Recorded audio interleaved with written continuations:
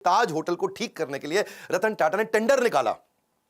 भाई होटल में आग लग चुकी है, होटल में गोलियां चली हैं, होटल पूरा तहस नहस हो चुका है, तो उन्होंने दुनिया भर में टेंडर निकाला कि कौन हमारे होटल को आके ठीक करेगा, रिपेयर करेगा। समझ रहे हो मेरी बात को? तो रिपेयर करने के लिए दुनिया भर में टेंडर, पाकिस्तान से 2 कंपनी ने भी टेंडर अप्लाई कर दिया कि हम आपका होटल आके ठीक करते हैं। अच्छा, उनको रतन टाटा ने ध्यान नहीं दिया, भाई पाकिस्तानी है, मैं यही कराऊंगा इनसे।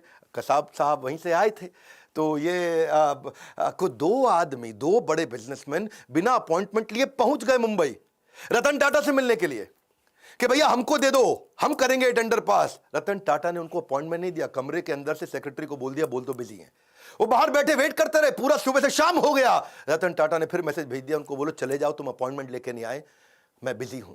ये दोनों पाकिस्तान के बड़े बिजनेसमैन दिल्ली पहुंच गए एक बड़े कांग्रेस के नेता के पास। उस समय कांग्रेस का वो कैबिनेट में मिनिस्टर था, और उनके पास जाकर के बोलते हैं कि आप मेरी रतन टाटा से अपॉइंटमेंट फिक्स करा दो, हम उनका होटल ठीक कर देंगे, भैया हमारा तो काम ही यही है। तो कांग्रेस के मिनिस्टर ने रतन टाटा को फोन किया, हेलो मैं मंत्री बोल रहा हूं, मैं नाम नहीं लूंगा उनका। रतन टाटा बोले बताइए। बोले ये 2 आदमी आए हैं बिजनेसमैन पाकिस्तान से, ये आपका होटल ठीक कर सकते हैं, इनको टेंडर दे दो, आप इनको मीटिंग तो दे दो, कम से कम इतना तो करो। तो रतन टाटा ने उनको क्या जवाब दिया, आप हैरान हो जाएंगे। बोले तुम बेशर्म हो सकते हो, मैं बेशर्म नहीं हूं, पाकिस्तानियों को धंधा नहीं दूंगा। खटाक फोन रख दिया। ऐसे हैं हमारे श्री रतन टाटा। इसी के साथ दूसरी कहानी, और 26/11 के अटैक के बाद पाकिस्तान की सरकार ने उनसे कुछ सैकड़ों हजारों टाटा सूमो को ऑर्डर दिया था। टाटा सूमो उन्होंने कहा मैं पाकिस्तान को नहीं दूंगा, नुकसान बर्दाश्त है लेकिन देश से गद्दारी बर्दाश्त नहीं है। क्विकली छठी छोटी सी कहानी, एक बार एक कॉलेज के चेयरमैन ने उनको इन्वाइट किया कि बड़े फंक्शन में 25वीं एनिवर्सरी थी, सेलिब्रेशन थी। अब रतन टाटा आए हुए, रतन टाटा है भैया, टाटा ग्रुप कंग्लोमरेट। बच्चों में भीड़ भाड़ हो गई, और मैं देखूंगा आगे आऊंगा, मैं देखूंगा आगे आऊंगा। 2-4 बच्चों ने इधर उधर धक्के मार दिए आगे निकलने के चक्कर में। रतन टाटा ने देखा बेचारी एक लड़की नीचे गिर गई। उन्होंने कहा कि आप फंक्शन खत्म होने दो, मैं आपसे मिलूंगा। फंक्शन थोड़ा लंबा हो गया, रतन टाटा जी की फ्लाइट थी, और उन्होंने अपनी फ्लाइट मिस कर दी। प्रिंसिपल ने बोला फ्लाइट क्यों मिस कर रहे हैं साहब, बच्चे हैं, क्या हो गया? बोले नहीं, मैंने वचन दिया है, मैं इनसे मिलूंगा, प्राण जाए पर वचन ना जाए। ये कहानी आपने पहले बॉलीवुड में बहुत सुनी होंगी, लेकिन असलियत में रतन टाटा कहते हैं जो मैं मुंह से निकाल देता हूं मैं करता हूं पूरा। चलो आगे बढ़ते हैं। 7वीं कहानी, रतन टाटा एक पीपल्स पर्सन थे।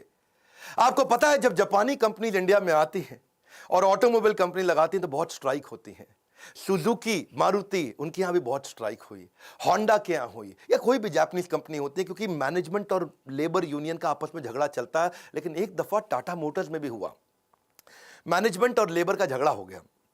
वहां पे लेबर ने उनको बोला, उनकी यूनियन ने बोला कि भाई हमको ना यहां पे एक बोनस चाहिए, आप बोनस नहीं दे रहे हैं। वो इतना वायलेंट हो गया कि मजदूरों को भी चोट आई और मैनेजर्स को भी चोट आई, कुछ झगड़ा बहुत बढ़ गया, और लेबर यूनियन कह रही है बोनस तो चाहिए ही चाहिए। मैनेजमेंट तैयार नहीं थी बोनस देने के लिए। आप समझना, क्योंकि मैंने तो ऑटोमोबाइल कंपनी में बहुत काम किया, मारुति ने मुझको हर साल बेस्ट ट्रेनर इन इंडिया का अवार्ड दिया है, तो मैं तो इनको जानता हूं। इनको बोलते हैं basically long term settlement. Long term settlement होता है 4 साल का, जिसमें तय किया जाता है कितना बोनस दिया जाएगा, और मैनेजमेंट तय कर चुका था। पर रतन टाटा आए, उन्होंने आके कहा कि मैं लेबर से सबसे मिलता हूं, और यूनियन से मिले। वहां उनके बीच में जाकर के जमीन पे बैठ गए और उनके साथ बैठ करके बोले कि आप ठीक कह रहे हैं, बोनस तो मिलना चाहिए, आपने खून पसीना बहाया है। जाके मैनेजमेंट को समझाने लगे रतन टाटा कि भाई इनको बोनस दो। अब मैनेजमेंट बोली सर हम ऑटोनोमस बॉडी है, हम डिसाइड करेंगे, हमारे हिसाब से बोनस नहीं देना चाहिए। रतन टाटा अड़ गए, बोनस दो, आपको देना चाहिए। मैनेजमेंट बोली आप जबरदस्ती करेंगे तो हम दे देंगे, लेकिन इनको देना बनता नहीं है। रतन टाटा बोले देखो मेरी रिक्वेस्ट है, इनको बोनस दो। अब वहां सारे मजदूर देख रहे हैं, पहली बार भी रतन टाटा खुद आए आके मैनेजमेंट से लड़ रहे हैं। ऐसा साइकोलॉजिकल टर्न अराउंड हुआ कि उसके बाद खुद ही सारे की सारी लेबर यूनियन ने आकर के बोल दिया कि अब हमको बोनस नहीं चाहिए, रतन टाटा आकर के हमसे लड़े, इतना ही काफी है।